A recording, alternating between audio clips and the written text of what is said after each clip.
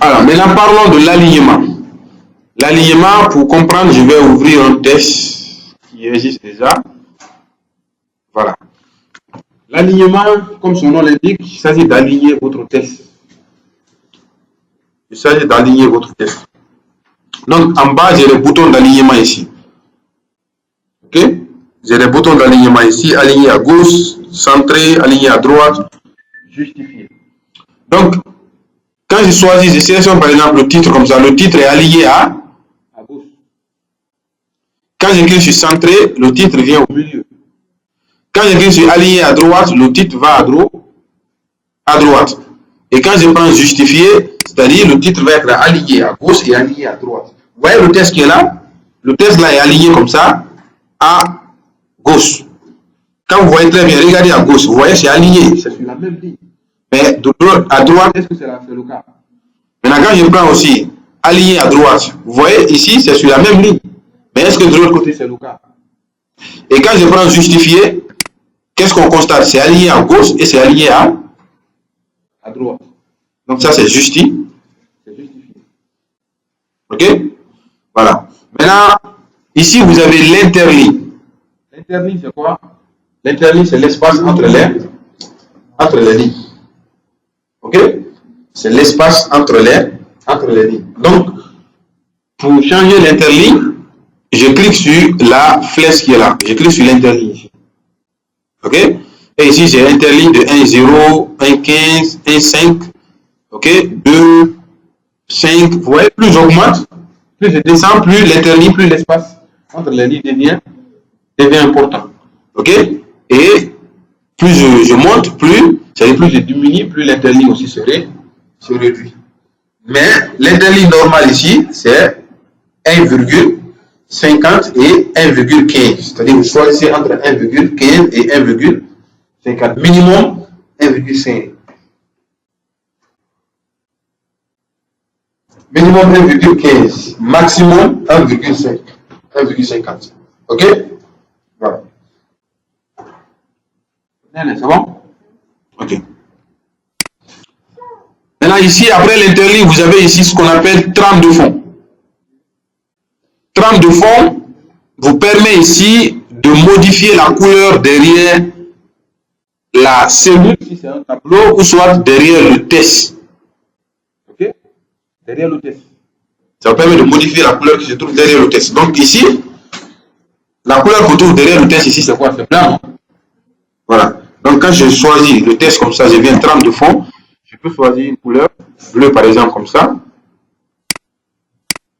Je prends par exemple bleu, comme ça, et voilà, là, qu'est-ce qui se passe? On voit que la couleur derrière n'est plus blanc, c'est bleu. Donc ça c'est trame de fond. Et le problème avec trame de fond, c'est que ça prend toute la ligne. Ok? Sinon, ça se ressemble un peu à couleur de soulignage qu'on a vu ici. Mais couleur de soulignage se limite uniquement sur là où le test se limite. Voilà. Vous voyez, ça se limite là où le test se limite. Mais ce n'est pas le cas avec couleur de trame de fond. Trame de fond, ça prend toute la ligne. Voilà. Quand je mets par exemple ici, on voit que ce n'est pas continu. Là, quand je prends, je mets, vous voyez, ça prend toute la ligne. Ok? Ici, vous avez bordure. Vous avez la bordure. La bordure sert à quoi? La bordure vous permet ici de mettre un contour sur votre test. Ok? Donc, quand je sélectionne le test, je viens ici, je clique sur bordure. Là, ici, j'ai bordure inférieure, c'est-à-dire en bas de ma sélection, bordure supérieure en haut de la sélection, bordure à gauche, à droite, aucune bordure, c'est-à-dire si je ne veux pas de bordure, toutes les bordures. Ok? C'est-à-dire mettre toutes les bordures. Et ici, j'ai bordure extérieure. Ici, j'ai bordure intérieure, c'est-à-dire à l'intérieur de mon test. J'ai aussi bordure intérieure horizontale. Donc, ce sont les bordures ici. Donc, vous pouvez mettre les bordures, les contours là, sur votre test. Vous pouvez aussi aller un peu plus loin avec l'utilisation de ces bordures en cliquant ici sur bordure Bordure et trame. Quand vous cliquez sur bordure et trame, ils vont vous afficher une fenêtre comme ça. Ok, ils vont vous afficher une fenêtre comme ça. Et sur la fenêtre, ok, sur la fenêtre là, qu'est-ce que vous allez voir? Vous allez cliquer sur encadrement parce qu'on parle de bordure, c'est une façon d'encadrer. Donc vous allez cliquer sur encadrement. C'est bon? C'est bon? Quand vous cliquez sur encadrement, vous allez descendre de l'autre côté à droite, vous avez style là-bas. Okay, vous avez style, n'est-ce pas? Vous allez choisir le style de bordure que vous voulez utiliser. Vous allez utiliser le style de bordure, peu importe ce que vous voulez. Ok? Quand vous choisissez le style, vous avez la couleur en bas ici, là où c'est l'automatique là. Vous avez la couleur là-bas, vous choisissez la couleur et vous appliquez la couleur que vous voulez sur la bordure. C'est bon? En même temps, vous avez la possibilité de changer l'épaisseur. C'est-à-dire l'épaisseur, c'est la largeur de la bordure, en fait. Donc, vous cliquez là-bas et vous choisissez l'épaisseur que vous voulez. C'est bon?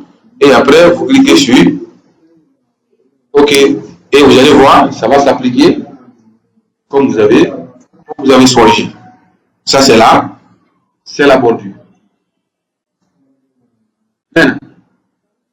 C'est bon? Ok, maintenant regardez. On va voir bon, les styles de test, je ne vous conseille pas. Hein, ici, les styles de test là, je ne vous conseille pas. C'est les mises en forme qui sont faites, qui sont prédéfinies en fait.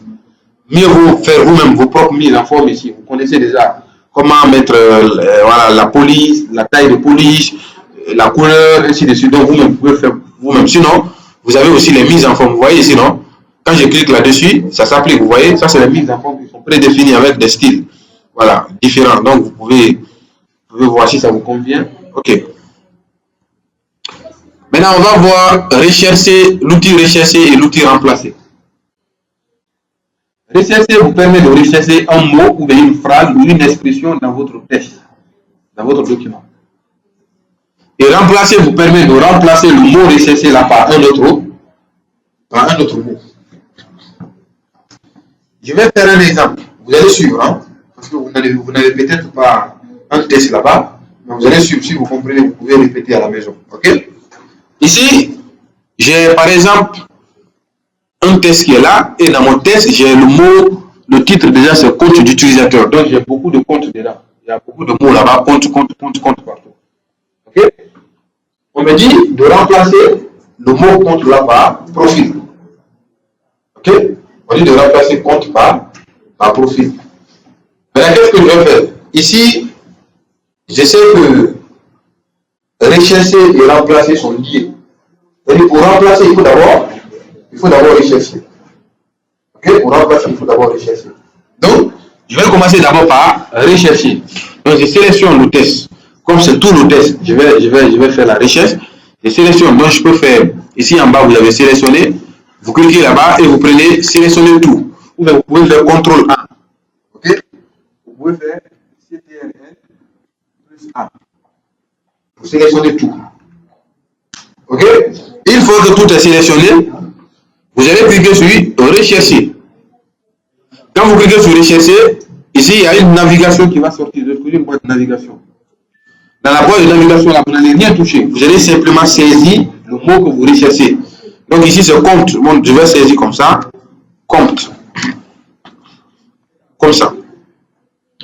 Et là, on va constater que tous les mots comptes dans mon document sont sélectionnés en jaune. Ok? Tous les mots comptes dans mon document sont sélectionnés en jaune. Donc j'ai recherché, j'ai fait la recherche comme ça. Je vais fermer la boîte de navigation. Après, je reviens, j'écris sur remplacer. Le mot est déjà recherché, je vais remplacer. Donc, quand j'écris sur remplacer, il y a une boîte de dialogue qui va apparaître encore. Et dans la boîte, vous avez ici compte et recherché ici. N'est-ce pas? Maintenant, j'ai dit, je vais remplacer par quoi? J'ai dit profil, non? Donc, je vais saisir le mot par lequel je vais remplacer. Donc, je vais mettre profil. Comme ça. Et quand je mets profil, ici en bas, j'ai des boutons qui vont me permettre de faire le remplacement. Ici, j'ai remplacé simple, j'ai remplacé tout et j'ai recherché suivant. Remplacer simple ici, c'est lorsque je veux remplacer un à un. Ok, lorsque je vais remplacer un à un, je sais que voilà, ce n'est pas tous les mots comptent dans mon document que je vais essayer de remplacer. Il y a les mots aussi que je ne vais pas remplacer. Dans ce cas, je vais aller un à un. Et remplacer tout, c'est lorsque vous êtes convaincu que tous les mots comptes doivent être remplacés. Donc là, vous pouvez remplacer un au cas où. Ok? Maintenant, l'exercice suivant, c'est lorsque vous n'allez pas rechercher, vous n'allez pas remplacer le mot. Ok? Vous n'allez pas remplacer le mot, vous allez cliquer sur l'exercice suivant. Par exemple, ici, quand je vais aller un à un, je vais cliquer d'abord sur remplacer. Et ils vont sélectionner le premier compte. Ici, là. C'est le premier compte dans le document. Ils vont cliquer là-bas. Donc, je vais dire si je veux remplacer ou pas.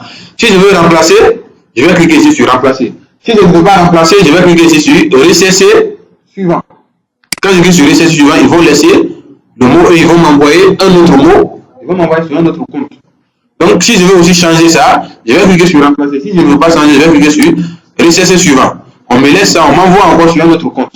Maintenant, si je veux remplacer ça, je clique sur remplacer. Voilà, ils ont changé ça en pro. Ils vont changer ça par profil. Okay? Ils ont changé ça par profil. Et ils ont envoyé encore sur un autre compte. Je clique encore sur, voilà, comme ce compte utilisateur, je clique sur recesser suivant. Ici, compte utilisateur, je clique sur recesser suivant. Ici, compte utilisateur, recesser suivant. Compte simple, je clique sur remplacer. Et on remplace par profil. Et on me dit quoi? La vérification du document est terminée. Je clique sur OK. Voilà. Je clique sur OK. Et j'ai fini de faire le remplacement. Je ferme.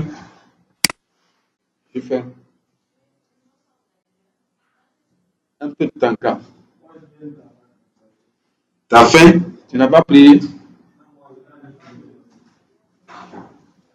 Ah, allez-y prier en bas ici, vous allez venir. Il n'y a pas de natte ici, gros. Il y a l'eau dans la douche. Je connais aussi l'eau. C'est l'eau, tu vas voir. C'est bon? Voilà, donc ici on a fait rechercher, remplacer.